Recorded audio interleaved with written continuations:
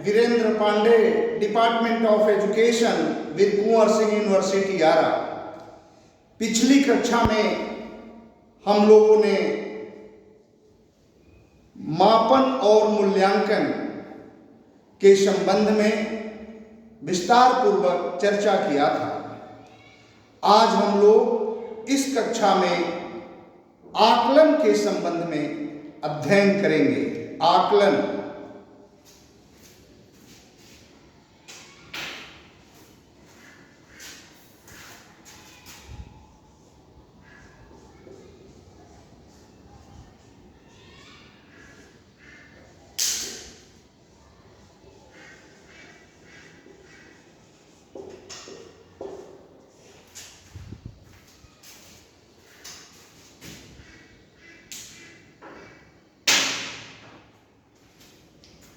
आकलन को हम लोग अंग्रेजी में असेसमेंट कहते हैं। तो तीन चीज हम लोगों ने चर्चा किया। पिछली क्लास में जो चर्चा किया वह था मापन और मूल्यांकन, और आज के इस कक्षा में जो हम चर्चा करने जा रहे हैं वह है आकलन। ये तीनों ही जो शब्द हैं ये आपस में मिलते जुलते लग रहे हैं, फिर भी इन तीनों में अंतर होता है। उनके अंतर को समझना हम पाठकों के लिए अत्यंत महत्वपूर्ण है। जैसा कि पिछली कक्षा में मापन के संबंध में हम लोगों ने चर्चा किया था कि किसी व्यक्ति या वस्तु में विशेषता कितनी है, इसको किसी प्रक्रिया के तहत अंकन कर देना मापन कहलाता है। और उसी कक्षा में मूल्यांकन के बारे में भी हम लोग चर्चा किए थे कि मूल्यांकन क्या है। तो किसी व्यक्ति या वस्तु में जो विशेषता है वह अच्छी है या बुरी, वांछनीय है या अवांछनीय, अर्थात डिजायरेबल है या अनडिजायरेबल, इसकी चर्चा हम मूल्यांकन के अंतर्गत करते हैं। इन दोनों शब्दों से मिलता जुलता जो आज का टॉपिक है वह है आकलन, असेसमेंट। आकलन क्या है? तो आकलन यानी मापन को अर्थ प्रदान करना ही आकलन कहलाता है। मापन जो हम लोग पढ़े थे, मापन यानी किसी व्यक्ति या वस्तु में विशेषता कितनी है, तो इसको अर्थ प्रदान करना क्या कहलाता है? आकलन कहलाता है। या अर्थात मापन को अर्थ प्रदान करना ही आकलन कहलाता है। जैसे मान लीजिए कि किसी परीक्षा में एक विद्यार्थी 20% अंक पाता है, अर्थात 100 में 20 नंबर वह पाता है।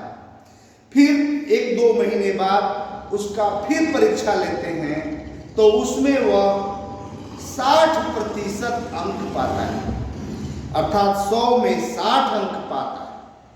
तो दोनों की हम उसकी तुलना करते हैं और हम यह तुरंत कह देते हैं कि अमुक विद्यार्थी ने पहली परीक्षा की तुलना में दूसरी परीक्षा में अच्छा प्रदर्शन किया है।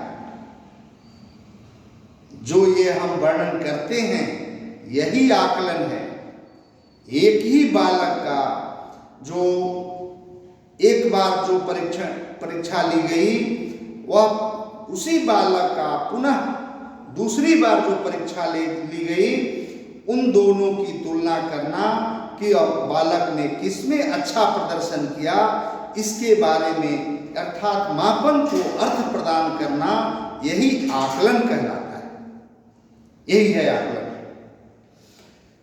अब रह गई बात मूल्यांकन क्या करता है। मूल्यांकन में भी हम यही देखते हैं कि किसी व्यक्ति या वस्तु की विशेषता अच्छी है या बुरी, उसमें भी हम चर्चा करते हैं, लेकिन फिर भी वह आकलन से भिन्न है। कैसे भिन्न है? क्योंकि मूल्यांकन जो है वह किसी उपकरण के द्वारा किसी परीक्षा का प्रयोजन किया जाता है, जिसका उद्देश्य होता है कि बालकों में अंतर स्पष्ट करना या बालकों की सूचना को सार्वजनिक करना या बालकों को यह बताना कि इतने सारे बालकों में कितने बच्चों ने इस स्थान को ग्रहण किया, कितने बच्चों ने मानक से नीचे अंक प्राप्त करके, माने कहने का मतलब कितने ने पास किया और कितने ने फेल किया, इसका निर्धारण मूल्यांकन में किया जाता है। यानी मूल्यांकन के अंतर्गत स्थान का निर्धारण किया जाता है और उस सूचना को सार्वजनिक की जाती है ताकि उस सूचना अभिभावकों को भी मिल सके, अगले किसी संस्था को मिल सके, किसी समाज को मिल सके, जिसके आधार पर कोई संस्था अपने यहाँ उस बालक को प्रवेश दे या न दे वह निर्णय कर सके। तो ये है, यानी स्थान ग्रहण कराने के लिए किस स्थान पर अमुक बालक है, इसकी जानकारी समाज को देने के लिए मूल्यांकन का प्रयोग किया जाता है। लेकिन आकलन का जो प्रयोग है वह इसके लिए नहीं प्रयोग किया जाता। आकलन का प्रयोग स्वयं विद्यार्थी के लिए, शिक्षक के लिए मात्र किया जाता है। आकलन से विद्यार्थी को यह पता चलता है कि कल मैं इस स्थान पर था और आज मैं इस स्थान पर हूं, या एक सप्ताह पहले मैं इस स्थान पर था और आज एक सप्ताह बाद मैं इस स्थान पर हूं। तो विद्यार्थी को यह अपने बारे में जानकारी, अपने बारे में उपलब्धता प्राप्त करने में आकलन मदद करता है। इसी प्रकार शिक्षकों को भी यह मदद इस प्रकार करता है कि शिक्षक यह सोचता है कि इस शिक्षण विधि से पढ़ाए तो विद्यार्थी ने इस रूप में सीखा, इतना सीखा, और वह विधि परिवर्तित करके भी फिर पढ़ाता है और उससे वह दोनों विधि की तुलना करता है कि कौन सी विधि ज्यादा उपयोगी है, यानी किस विधि के द्वारा बालक ज्यादा सीखते हैं, उसका प्रयोजन वह कक्षा में बार बार करता है। तो शिक्षक को भी अपने बारे में, अपनी उपलब्धता के बारे में, अपनी शिक्षण की क्वालिटी को बढ़ाने के बारे में इस आकलन से मदद मिलता है और विद्यार्थी को सीखने की प्रक्रिया को तेज करने में, अधिगम प्रक्रिया को बढ़ाने में उसे काफी मदद मिलती है। तो ये आकलन और ये मूल्यांकन और ये मापन, इन तीनों के अर्थ को समझना बिल्कुल ही बारीकी से अत्यंत महत्वपूर्ण है। तो आकलन में एक शॉर्ट में हम यही परिभाषा दे सकते हैं कि आकलन है क्या? तो आकलन वह सूचना है जो शिक्षा देने के लिए अध्यापक एवं छात्र द्वारा संकलित की जाती है। याद हो गया होगा आपको, फिर से सुन लीजिए।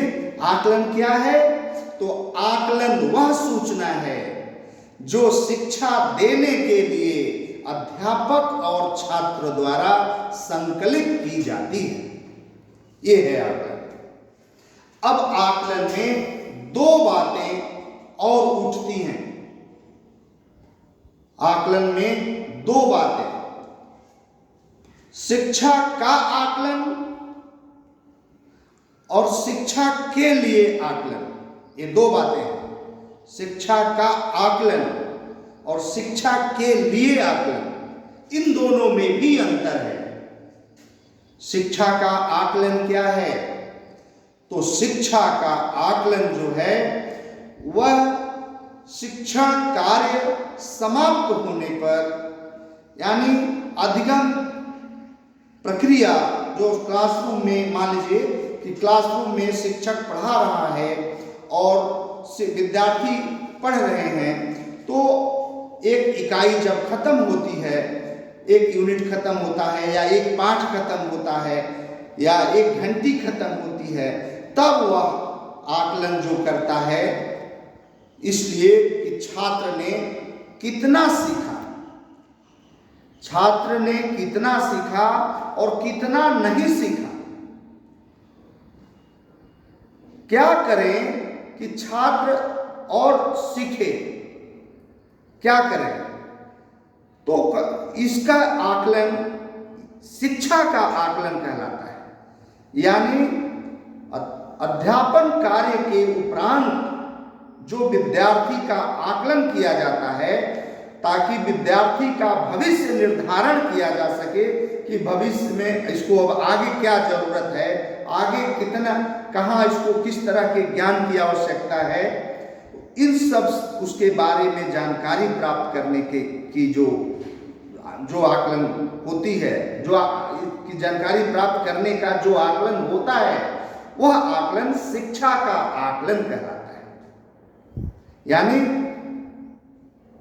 अधिगम प्रक्रिया विद्यार्थी पूरा कर लिया, शिक्षण कार्य पूरा हो गया, उसके बाद आकलन, चाहे वह पाठ के अंत में हो, चाहे वह इकाई के अंत में हो, चाहे वह एक महीने की पढ़ाई के उपरांत हो, एक दिन के पढ़ाई के उपरांत हो, एक सप्ताह के पढ़ाई के उपरांत हो।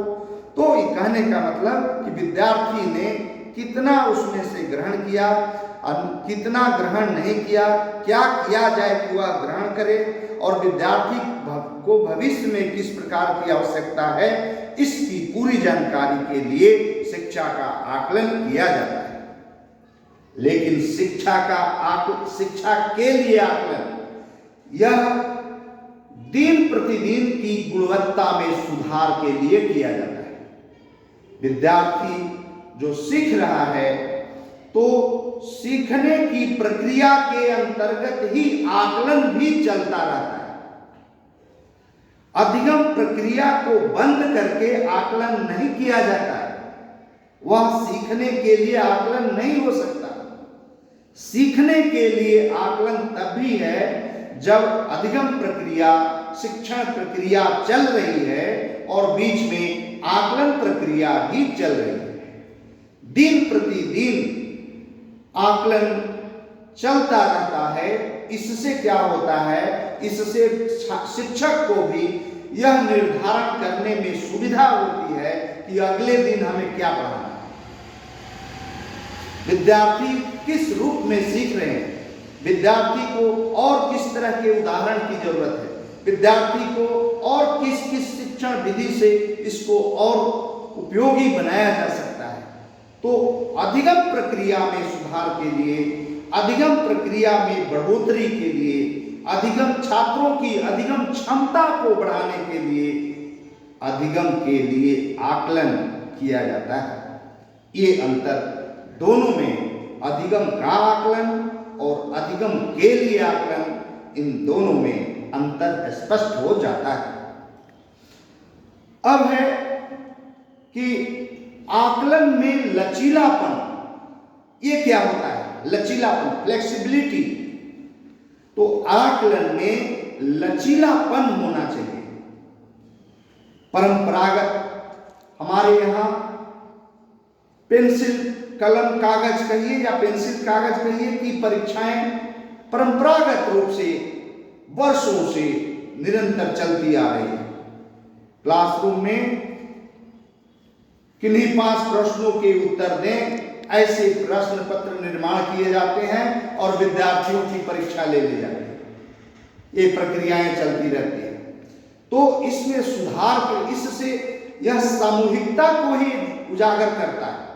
विद्यार्थी के सारे व्यक्तित्व, सारे अधिगम की क्वालिटी को यह निखारने में उतना महत्वपूर्ण नहीं हो पाता। तो इसमें लचीलापन, आकलन में लचीलापन होना चाहिए। और इसमें एक यूं कहे कि इसमें वैकल्पिक व्यवस्था होनी चाहिए या सामूहिक अधिगम ग्रुप लर्निंग की व्यवस्था होनी चाहिए, समवाय लर्निंग समवाय अधिगम की व्यवस्था होनी चाहिए, इसमें युग्म लर्निंग पेयर लर्निंग की व्यवस्था होनी चाहिए। और उसके बाद आकलन जो है वह मौखिक परीक्षा के तहत हो, ये सामूहिक कार्य दे करके उनका आकलन हो, इस तरह का लचीलापन की व्यवस्था भी करना चाहिए। जहां तक हो सके बोर्ड की परीक्षा को भी वैकल्पिक बना देना चाहिए, ताकि विद्यार्थी अगले कक्षाओं में अगले विद्यालयों में किसी विद्यालयों में शिक्षा लेते रहे, उनके ड्रॉप आउट होने की संभावनाएं न आए, वो शिक्षा लेते रहें, अपनी अधिगम क्षमता को बढ़ाते रहें। तो बोर्ड की परीक्षा को भी वैकल्पिक बना देना चाहिए।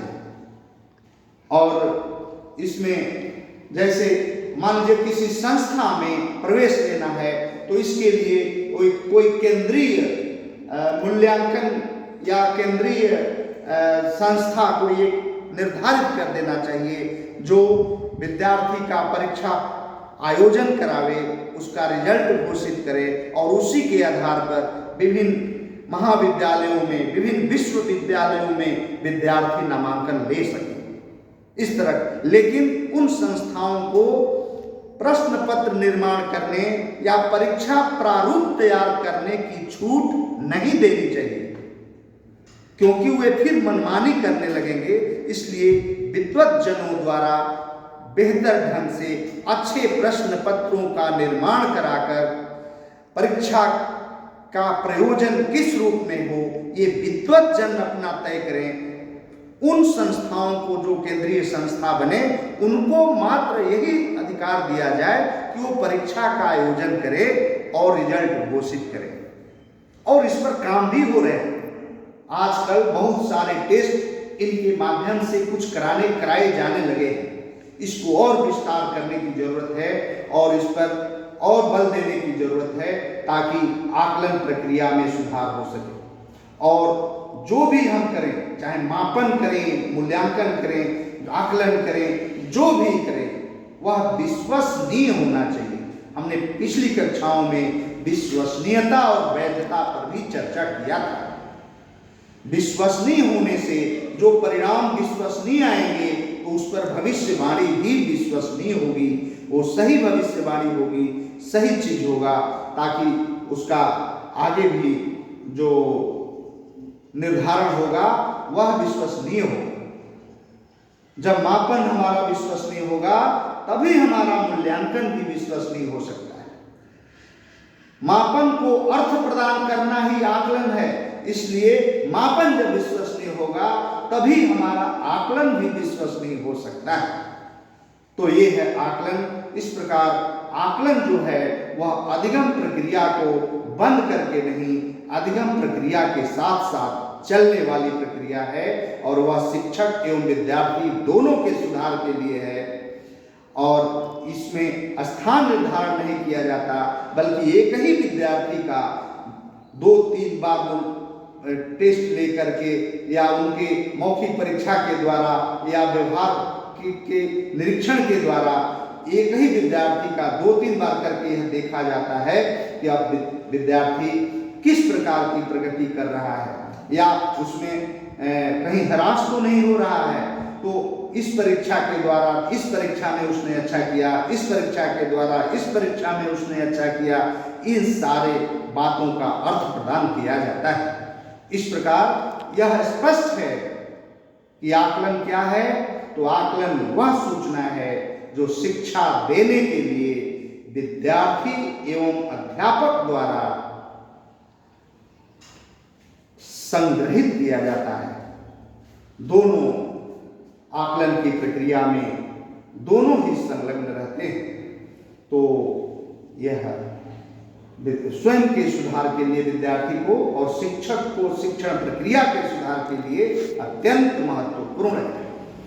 अब हम चलते हैं कि आकलन के में आने वाली चुनौतियां क्या क्या, कठिनाइयां क्या क्या, उस पर हम थोड़ा चर्चा करेंगे।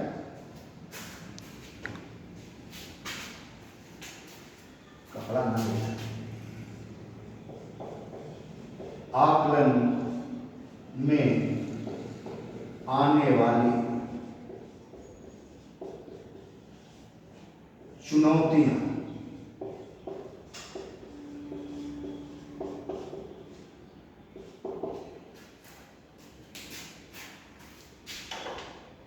चुनौतियां क्या हैं? तो आकलन करने में बहुत सारी कठिनाइयां भी आती हैं। तो क्या क्या है, इस पर भी हम थोड़ा फोकस करना चाहेंगे। तो पहली जो चुनौती है वह है कि कक्षा में अत्यधिक भीड़। क्लासरूम में विद्यार्थियों की संख्या अधिक होने से आकलन सभी विद्यार्थियों का सही रूप में नहीं हो पाता है। यह एक पहला जो चुनौती है, पहली कठिनाई है।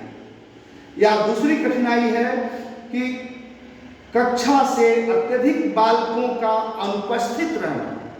यह भी एक समस्या है कि बहुत सारे बालक क्लास से अनुपस्थित रहते हैं और जिससे बहुत सारे बालकों का सही रूप में आकलन नहीं हो पाता है। और भी है, जैसे तीसरा कि एक ही अध्यापक द्वारा, या ऐसे कहें कि एक ही विषय का अध्यापन कार्य कई अध्यापकों द्वारा कराया जाता है। विषय एक ही है लेकिन उसमें कई पार्ट वाइज करके कई अध्यापकों से एक ही विषय को पढ़वाया जाता है। तो उससे भी सही आकलन करने में कठिनाइयां उत्पन्न होती हैं। तो और भी है कि प्रशासन द्वारा पाठ्य पुस्तक को विद्यार्थियों को समय पर उपलब्ध नहीं कराना। विद्यार्थियों के पास पाठ्य पुस्तक ही नहीं है तो उसमें सही आकलन करना बड़ा कठिन हो जाता है, मुश्किल हो जाता है। तो यह भी एक चुनौती है। और भी है कि जैसे बगल की कक्षा में उत्पन्न हो रहे शोर से आकलन में बाधा पड़ना। क्लास एक दूसरे से एडजस्ट रहते हैं तो क्या होता है कि अब बगल की कक्षा में शोर हो रहा है तो इन विद्यार्थियों का सही आकलन में भी कठिनाई आती है। तो ये भी एक समस्या है। और भी समस्या है कि अभिभावकों द्वारा सहयोग न किया जाना। आकलन में अभिभावक जो है वह किसी प्रकार का सहयोग, विद्यार्थी को दाखिला करा देने के बाद वो सोचते भी नहीं कि हमारा बच्चा क्या सीखा क्या नहीं सीखा। बहुत सारे अभिभावक ऐसे भी हैं। तो यह भी एक समस्या है कि अभिभावकों का सहयोग न प्राप्त होना, या प्रधानाचार्य के सहयोग में भी कमी। प्रधानाचार्य हैं जो ऑफिशियल कार्य में ही इतने व्यस्त रहते हैं कि वो कि क्या चाहिए, कैसे सहयोग किया जाए कि सही आकलन हो सके, इसमें रुचि नहीं रखते। इसमें शिक्षक पर पूरे कार्य छोड़ देते हैं और व्यवस्था चुस्त दुरुस्त नहीं होती है तो आकलन में समस्या उत्पन्न हो जाती है। तो प्रधानाचार्य द्वारा भी ये इसमें क्या कहेंगे, सहयोग न करना या सहयोग में कमी रखना, ये भी एक कारण है। तो इस प्रकार विभिन्न प्रकार के जो चुनौतियां हैं जिसका सामना आकलन के समय करना पड़ता है। अब सवाल उठता है कि इसका समाधान क्या हो सकता है। केवल चुनौतियां बताएं और समाधान न बताएं यह भी ठीक नहीं। चुनौतियां हैं यानी समस्याएं जो हैं उनका समाधान क्या हो सकता है। तो ठीक इसी के विपरीत समाधान क्या होगा कि जैसे कक्षा में जो अत्यधिक भीड़ है तो कहने का मतलब पहला बिंदु, शिक्षक और छात्र के अनुपात को प्रशासन द्वारा तय किया जाना और उसको लागू करना।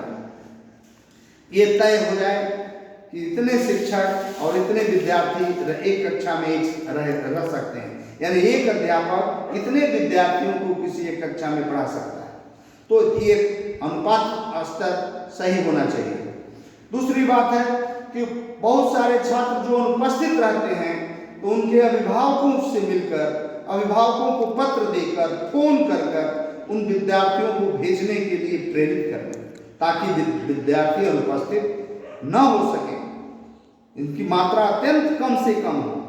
तो ये विद्यार्थी को उपस्थित होने के लिए प्रेरित करना, ये दूसरा है।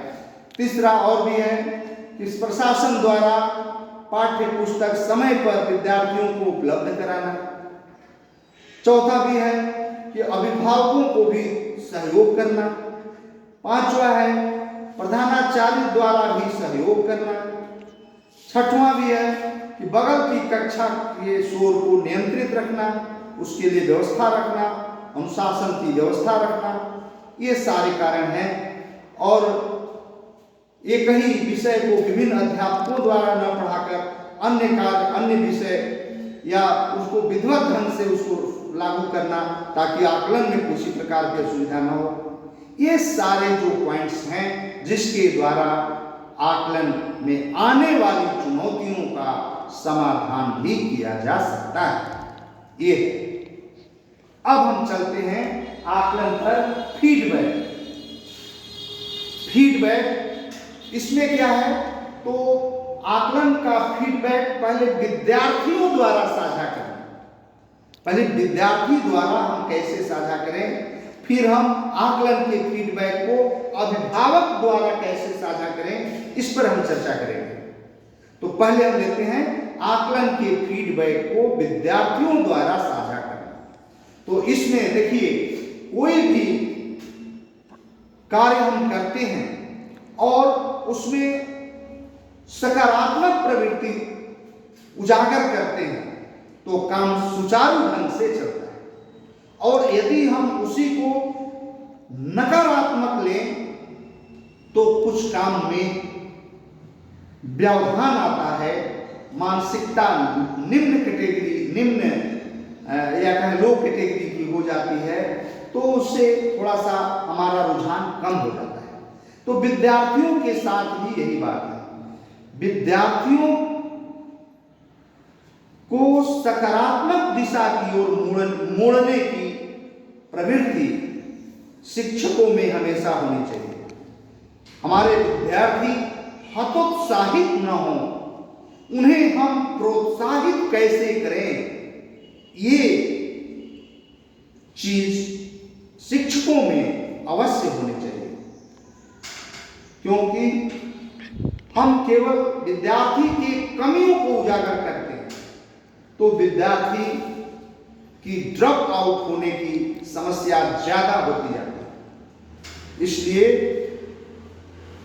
इसका फिर जब हम विद्यार्थियों से आकलन के संबंध में फीडबैक को साझा करते हैं तो पहला बिंदु हमें इस बात पर ध्यान देना चाहिए कि विद्यार्थी अगर थोड़ा निम्न स्तर का भी है तब भी हम उसे कहें कि आपने अच्छा किया, लेकिन इसमें और अच्छा की आवश्यकता है, और अच्छा तुम कर सकते हो, इसलिए थोड़ा और अच्छा करने की इसमें आवश्यकता है, उसे करो। तो ये पहला बिंदु है विद्यार्थियों से साझा करना। दूसरा है विद्यार्थियों के मनोवृत्ति को जानना कि उनका रुझान किधर है, उसको पकड़ना और उनके रुझान को कैसे सकारात्मक दिशा दी जा सकती है, इस पर बल देना। तीसरा चीज है कि विद्यार्थियों की रुचियों को जानना, किस चीज में उसको रुचि है। वह खेल में रुचि है तो किस खेल में कितनी रुचि है उसकी ओर, पढ़ाई में रुचि हो तो किस विषय में उसको ज्यादा रुचि है, इस चीज को जानना, विद्यार्थियों के कार्य क्षमता को जानना, ये उसका फीडबैक में साझा किया जा सकता है। और विद्यार्थियों को उसके अपने पोर्टफोलियो को देखने के लिए प्रेरित करना। पोर्टफोलियो में विद्यार्थियों के पूरे हिसाब, पूरे जीवन, वो जो जो कार्य करते हैं कि किसमें रुचि है, क्या है, पूरा इतिहास उसमें रहता है। तो उसको देखने के लिए विद्यार्थी अपना पोर्टफोलियो देखे और देख करके उसमें अपने को महसूस करे कि कहाँ उसमें कमी है, ताकि उसको ठीक किया जा सके। तो पोर्टफोलियो को देखना, इन सारे बिंदुओं पर विद्यार्थियों से आकलन के संबंध में फीडबैक को साझा किया जा सकता है। अब दूसरा जो बिंदु है, अभिभावकों के साथ आकलन के फीडबैक को कैसे साझा करें। तो इसके लिए हमें अभिभावकों को भी विद्यालय के प्रति उनके उत्तरदायित्व को समझाना, उनके उत्तरदायित्व को स्पष्ट करना, उनके रुझान को बढ़ाना, ये हम शिक्षकों का कार्य है। इसको साझा करना चाहिए, क्योंकि हर अभिभावक अपने बच्चों की प्रगति के बारे में जानना चाहता है। तो प्रगति के बारे में जानना चाहता है तो उसको थोड़ा अपने बालक के प्रति उसके थोड़ा अपने घर पर भी वो समय दे। इसके लिए शिक्षक को उसे प्रेरित करना चाहिए और अभिभावक को यह बताना चाहिए कि आप घर पर किस किस चीजों का अपने बच्चे का आकलन कर सकते हैं, किस किस चीजों को देख रेख कर सकते हैं, ये बात बताना चाहिए। और आकलन से बालक की रुचियों के बारे में साझा करना कि बालक इस चीज में रुचि रखता है, इस क्षेत्र में आगे जा सकता है, इसलिए इस क्षेत्र में उसे आगे बढ़ाने के लिए आपको भी प्रयास करना चाहिए।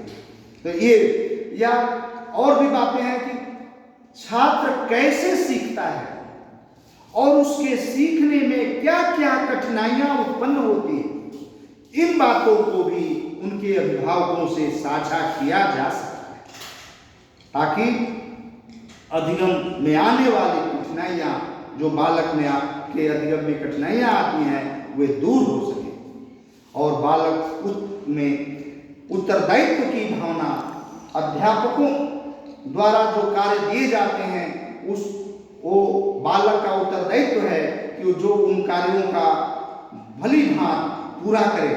तो उन कार्यों को करने में, उत्तरदायित्व को निर्वहन करने में अपने बच्चों को अभिभावकों द्वारा प्रेरणा दी जानी चाहिए और उनके बच्चों को उत्साह भरा रहे, सीखने के प्रति वे आतुर रहें और ऐसी प्रेरणादायक बातें कि हमेशा कैसे वो, क्योंकि सीखने की प्रक्रिया जीवन पर्यंत चलती है, तो वो सीखने के प्रति हमेशा अपना सकारात्मक दृष्टिकोण विद्यार्थी रखे, इस पर भी अभिभावकों से चर्चा करनी चाहिए और अभिभावकों को इसमें सहयोग करना चाहिए।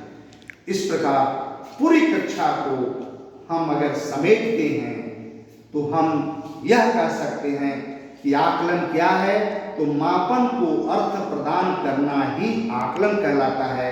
उदाहरण भी हमने समझाया कि यदि बालक एक टेस्ट में 20% नंबर पाता है और दूसरे टेस्ट में 60% नंबर पाता है, तो हम तुरंत कह देते हैं कि अमुक विद्यार्थी ने पहले टेस्ट की अपेक्षा दूसरे टेस्ट में अच्छा प्रदर्शन किया है।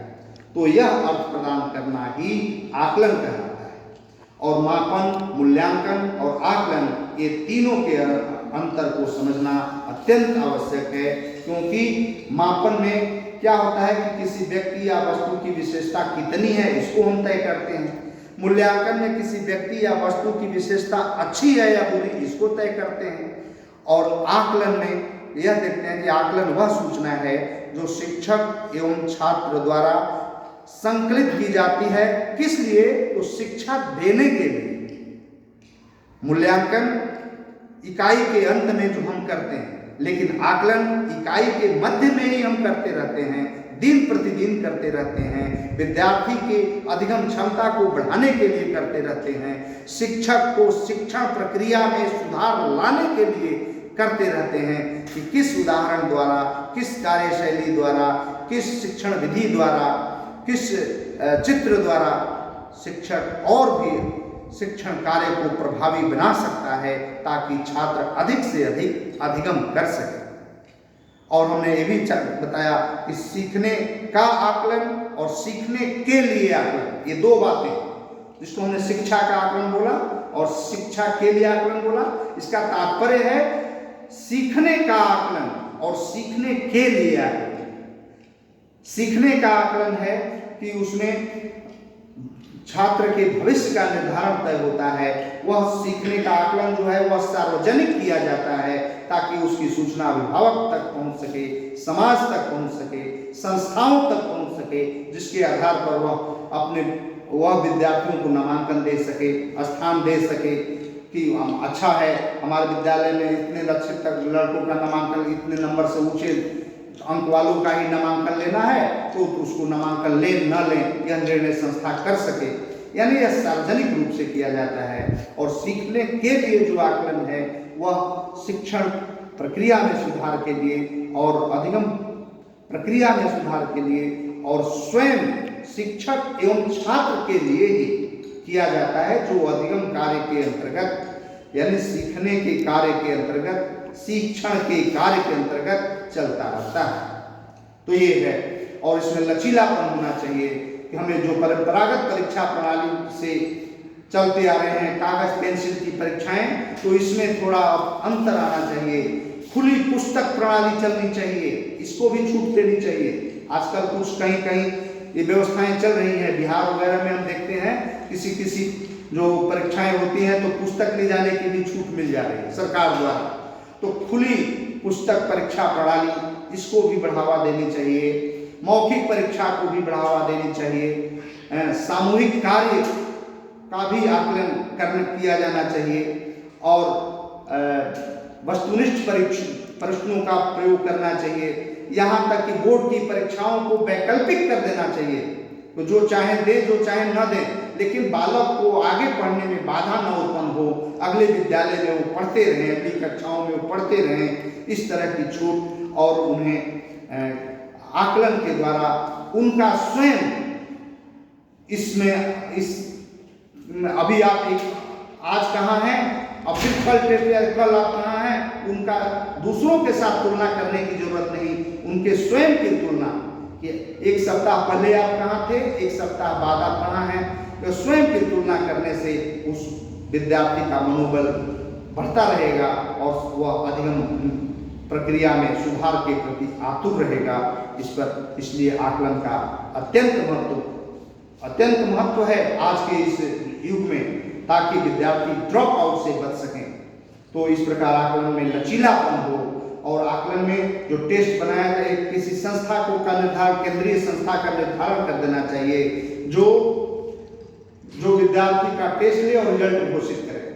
लेकिन उसे प्रश्न पत्र बनाने या परीक्षा प्रणाली का प्रारूप तय करने को छूट नहीं दी जानी चाहिए। ये कार्य विद्वत जनों द्वारा किया जाना चाहिए। उस केंद्रीय संस्था को मात्र परीक्षा का आयोजन करे और रिजल्ट घोषित करे और उसके आधार पर उस विद्यार्थी का नामांकन महाविद्यालयों में, विश्वविद्यालयों में हो सके, इस बात की ओर ध्यान देना चाहिए। मैंने कहने का मतलब आकलन में लचीलापन होना चाहिए, लेकिन विश्वसनीयता होनी चाहिए। मापन में भी विश्वसनीयता होनी चाहिए। मापन में विश्वसनीयता होगी तभी मूल्यांकन में भी विश्वसनीयता होगी, तभी आकलन में भी विश्वसनीयता होगी, क्योंकि विश्वसनीय होने से ही इस पर आगे के का भविष्य निर्धारण होता है। तो सही रूप में मापन होगा तो सही रूप में मूल्यांकन होगा, सही रूप में आकलन होगा। तो विश्वसनीय होना चाहिए, वैध होना चाहिए, इन सारी बातों को भी ध्यान देना चाहिए। और हमने बताया कि समस्याएं क्या हैं, आकलन में बहुत सारे चुनौतियां हैं, क्या हैं, तो उसको भी हमने पॉइंट्स वाइज क्लियर किया कि कक्षा में अत्यधिक भीड़ है, या कक्षा में अत्यधिक छात्र उपस्थित रहते हैं, या प्रधानाचार्य द्वारा रुचि नहीं लिया जाता है, या अभिभावकों द्वारा रुचि नहीं लिया जाता है, या बगल की कक्षा में शोर होता है, या कई अध्यापक द्वारा एक ही विषय पढ़ाया जाता है।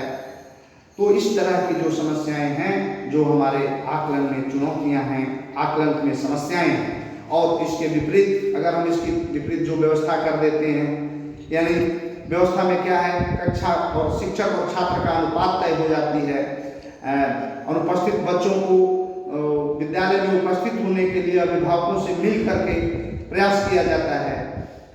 शिक्षक द्वारा सकारात्मक प्रवृत्ति लाई जाती है, प्रधानाचार्य द्वारा सकारात्मक प्रवृत्ति लाई जाती है, प्रशासन द्वारा समय पर पाठ्य पुस्तक विद्यार्थियों को उपलब्ध कराया जाता है, बगल की कक्षा के शोर को नियंत्रित किया जाता है, शिक्षा में समन्वय लाया जाता है, शिक्षा में युग्म शिक्षा, पेयर लर्निंग की व्यवस्था होती है। इन सारी चीज़ों से आकलन जो है वह जो चुनौतियां हैं, आकलन में आने वाली जो चुनौतियां हैं, उसका समाधान हो सकता है।